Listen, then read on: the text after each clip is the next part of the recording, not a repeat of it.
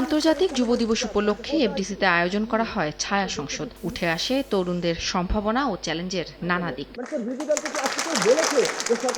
Debate for ডেমোক্রেসির এই আয়োজনে ছিলেন যুব ও ক্রীড়া প্রতিমন্ত্রী মোহাম্মদ আমিনুল হক। বলেন, শুধু সরকারি উদ্যোগে নয়, যুবশক্তিকে কাজে লাগাতে বেসরকারি খাতকেও এগিয়ে আসতে হবে।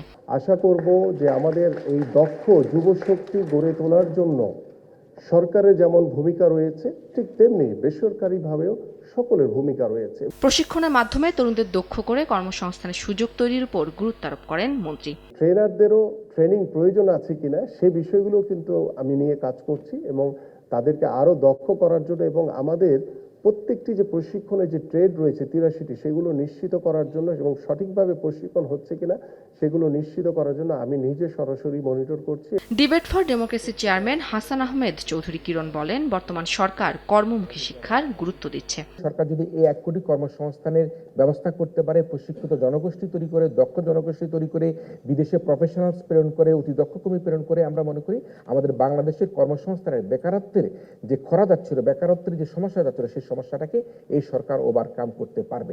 অনুষ্ঠানে অন্যতম আকর্ষণ ছিল ছায়া সংসদ বিতর্ক প্রতিযোগিতা। তারুণ্যের কর্মসংস্থান, দক্ষতা উন্নয়ন এবং দেশের উন্নয়নে যুবশক্তির ভূমিকা নিয়ে দুই দলের বিতর্কিকদের যুক্তির ঝড়ে জমে ওঠে প্রতিযোগিতা। শেষ পর্যন্ত বিতর্কে হা পক্ষ জয়ী হয়ে বিজয়ের মুকুট ওঠে সরকারি দলের মাথায়। উম্মে হানি, সময় সংবাদ, ঢাকা।